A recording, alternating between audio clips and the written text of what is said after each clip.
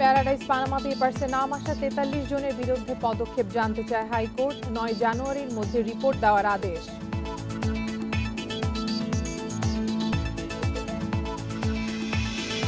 Bank ঋণের অভাবে ব্যবসা করতে পারছেন না ক্ষুদ্র উদ্যোক্তারা, অর্থ সংকটের অভিযোগ এসএমই ফাউন্ডেশনের।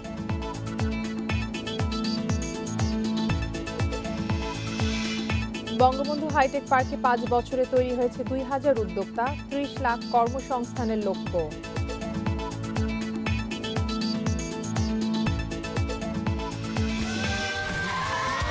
Saudi Extreme.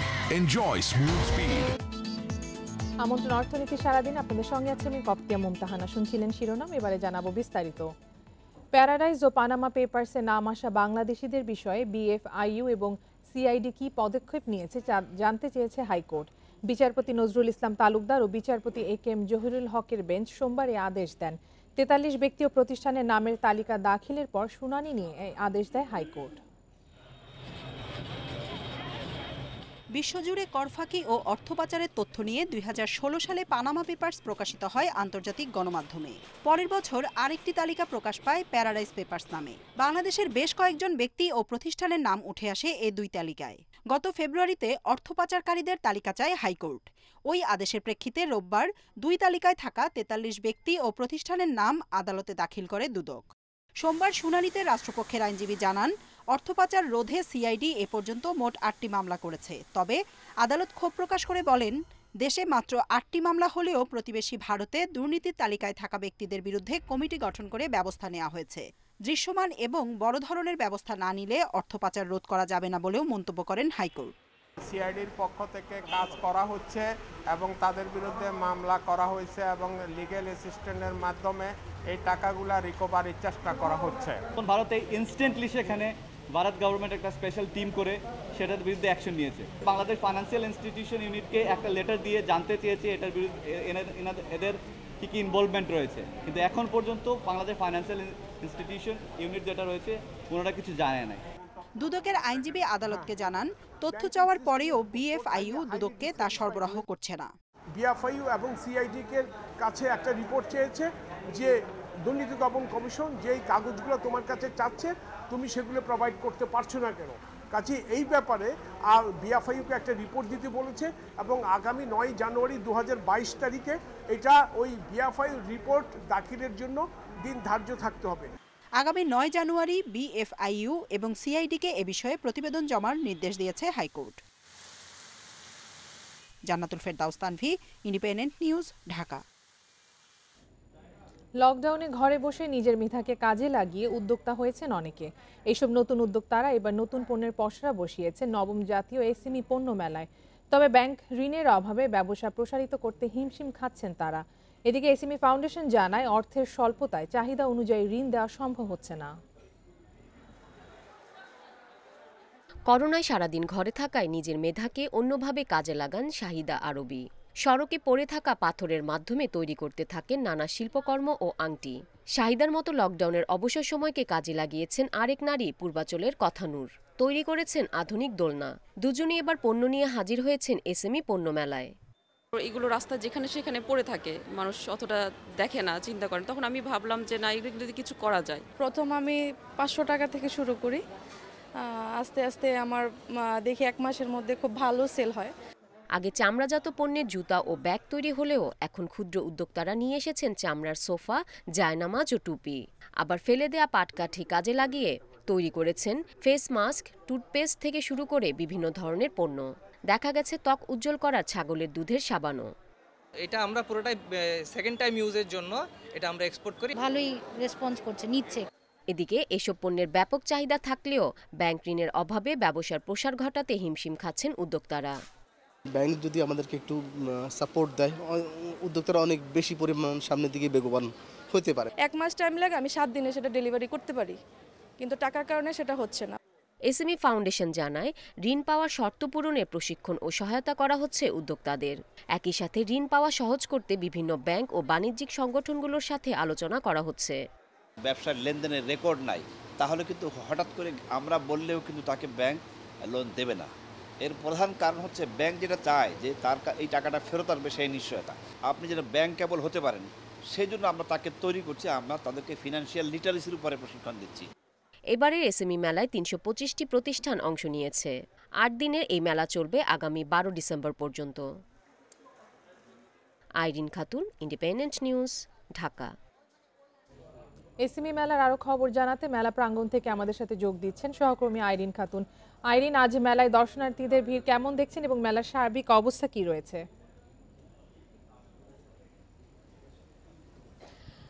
করোনার পরে আসলে ২ বছর পরে এই এসএমই পণ্য মেলা শুরু হয়েছে। এখানে আসলে ৩২৫টি প্রতিষ্ঠান এখানে অংশগ্রহণ করেছে। এই আমরা আজকে মানে এখানে আসলে এসএমই মেলায় দেখা যাচ্ছে যে পোশাকের স্টল রয়েছে, ব্যাগের স্টল রয়েছে, পাট পণ্যের স্টল রয়েছে, তারপরে দেখা যাচ্ছে যে খাবারেরও স্টল রয়েছে। তো আমরা এখানে যেটা দেখতে পেরেছি যে আগে আসলে চামড়াজাত পণ্যের যেই ব্যাগ আর জুতোই হতো, এখন আসলে উদ্যোক্তারা এখানে চামড়ার আসলে সোফাও নিয়ে এসেছে এবং পাট পণ্যের আগে শুধু ব্যাগগুলোই দেখা যেত, এখন আসলে পাট পণ্যের অনেক বৈচিত্র্য এখানে এসেছে। পাট পণ্যের আমরা বিভিন্ন ধরনের ঘর সাজানোর সরঞ্জাম দেখতে পাচ্ছি। দেখা যাচ্ছে যে আসলে পাট পণ্যের অনেক বৈচিত্র্য এই মেলায়।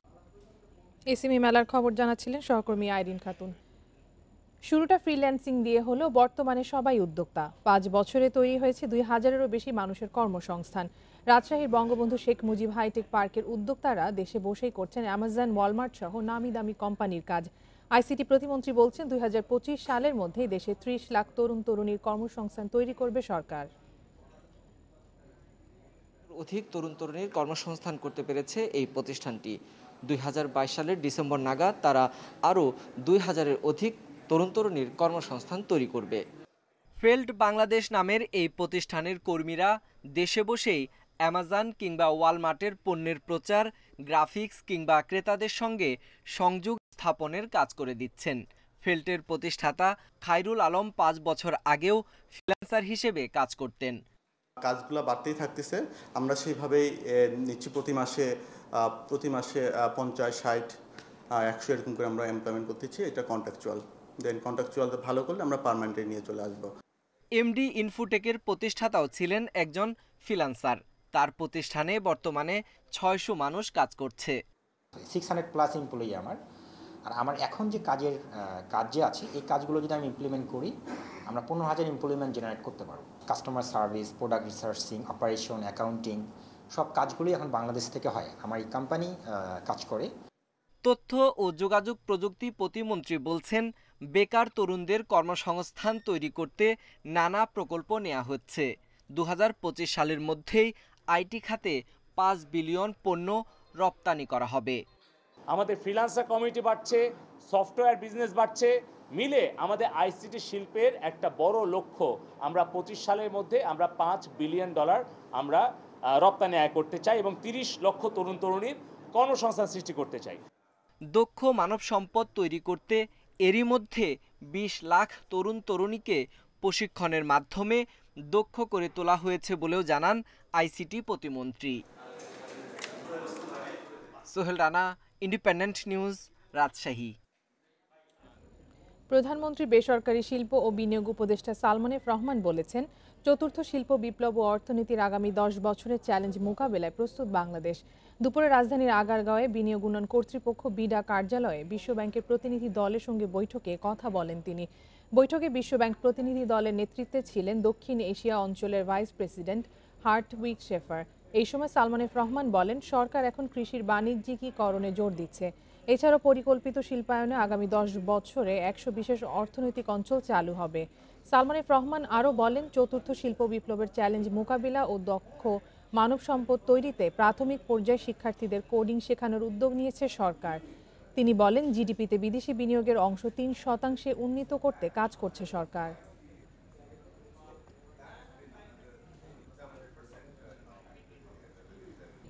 এদিকে উন্নয়ন প্রকল্প দ্রুত বাস্তবায়নের জন্য বাজেট সহায়তার আওতায় বিশ্বব্যাংকে ঋণ দিতে অনুরোধ করেছেন অর্থমন্ত্রী আহম মুস্তফা কামাল। একই সাথে সহায়তা হিসেবে সংস্থাটির প্রতিশ্রুত $50 কোটি দ্রুত ছাড়ের অনুরোধও জানিয়েছেন তিনি। রোববার রাজধানীর একটি হোটেলে বিশ্বব্যাংক প্রতিনিধি দলের সাথে বৈঠকে এসব অনুরোধ করেন অর্থমন্ত্রী। এই সময় তিনি বলেন, প্রচলিত নিয়মে প্রকল্পের বিপরীতে ঋণ দেওয়ার কারণে অনেক সময় ব্যয় হয়। এই জটিলতা কমাতে বাজেট সহায়তার আকার অনুযায়ী প্রকল্প ঋণ দিতে বিশ্বব্যাংককে অনুরোধ করেন অর্থমন্ত্রী। ফলে সরকারের অগ্রাধিকার ভিত্তিতে যেসব প্রকল্প প্রস্তুত আছে সেগুলোর জন্য অল্প সময় অর্থ ছাড় করা সম্ভব হবে। বৈঠকে বিশ্বব্যাংকের দক্ষিণ এশিয়া বিষয়ক ভাইস প্রেসিডেন্ট হার্ট উইকশেফার করোনার পর অর্থনীতি পুনরুদ্ধারে বাংলাদেশের সাফল্যের প্রশংসা করেন।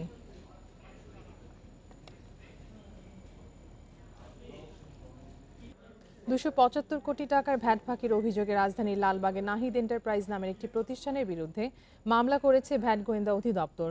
বন সুবিধার অপব্যবহার করে খোলা বাজারে মালামাল বিক্রি করার অভিযোগ রয়েছে প্রতিষ্ঠানটির বিরুদ্ধে। ভ্যাট গোয়েন্দা জানিয়েছে, 2015 সালের জুলাই থেকে 2020 সালের জুন পর্যন্ত ভ্যাট সংক্রান্ত কাগজপত্র কয়েকবার চেয়ে চিঠি দেওয়া হয়, কিন্তু প্রতিষ্ঠানটি বারবার সময় চেয়ে আসছিল, যার প্রেক্ষিতে চলতি বছরের 17 জুন ভ্যাট সংক্রান্ত বাণিজ্যিক দলিলাদি জব্দ করা হয়। এতে দেখা যায় 5 বছরে প্রতিষ্ঠানটি বিক্রি দেখিয়েছে 291 কোটি 89 লাখ টাকা, যেখানে প্রকৃত বিক্রি ছিল 1540 কোটি 26 লাখ টাকা।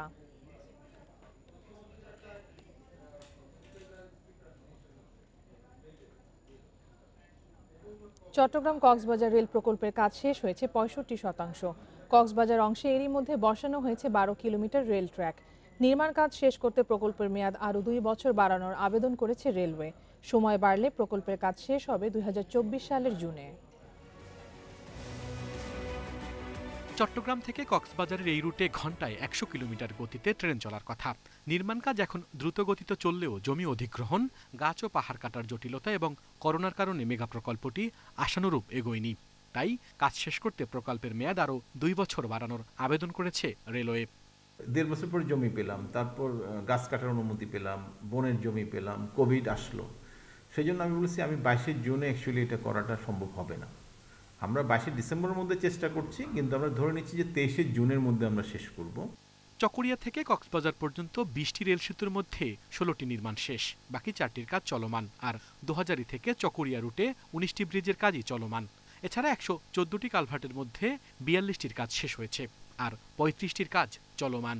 লট 1 পোর্শনে আমাদের নদীর বালি এবং মাটি পেতে আমাদের একটু বিলম্ব হয়েছিল এবং জেলা প্রশাসক থেকে ক্ষতিপূরণের বিলম্বের কারণে আমাদের কাজ শুরু করতে একটু দেরি হয়েছিল। তো যার কারণে তবে সেই ক্ষতিটুকু আমরা এখন পুষিয়ে উঠেছি।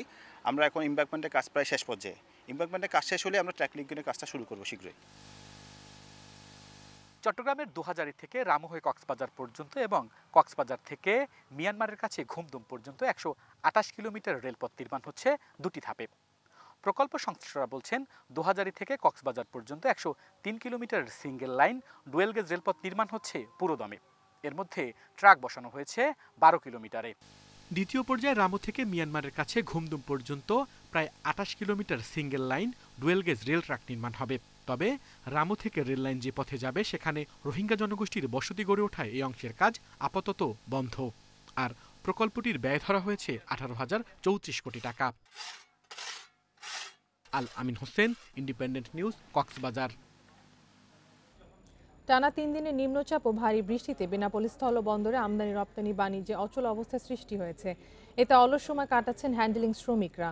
বিশেষ কাজ ছাড়া বাইরে বের হতে পারছেন না কেউ। শ্রমজীবী মানুষেরা পড়েছেন বিপাকে। তবে পাসপোর্ট যাত্রীদের যাতায়াত স্বাভাবিক রয়েছে বলে জানিয়েছে ইমিগ্রেশন কর্তৃপক্ষ।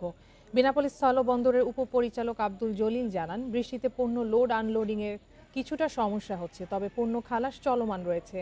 আমদানি রপ্তানি ধীরগতিতে হলেও সচল রয়েছে।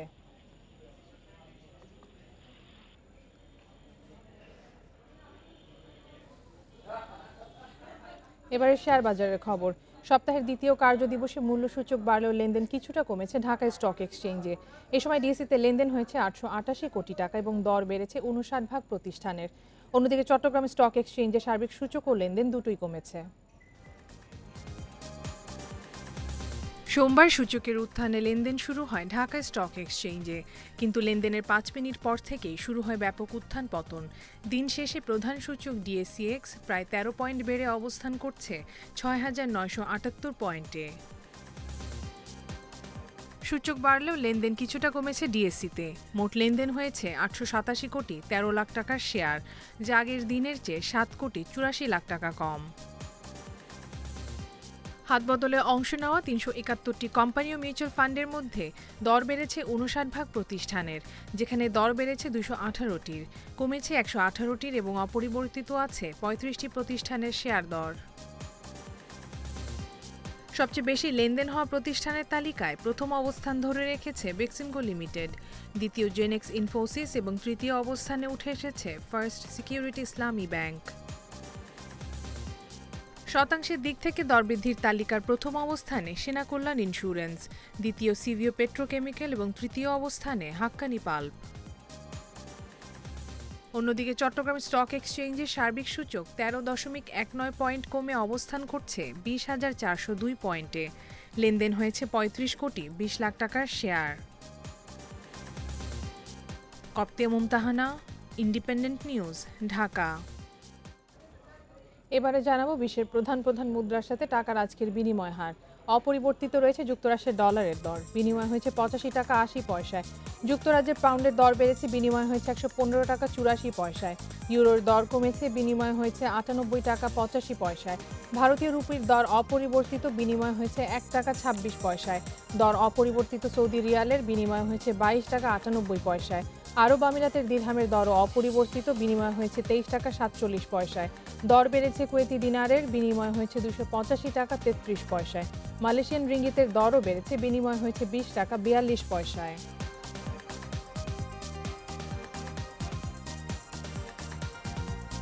এই ছিল আজকের অর্থনীতি সারাদিনে। ইন্ডিপেন্ডেন্ট টেলিভিশন সব খবর আরও জানতে চোখ রাখুন ফেসবুক, ইউটিউব এবং টুইটারে। আমন্ত্রণ আমাদের পরের আয়োজনে।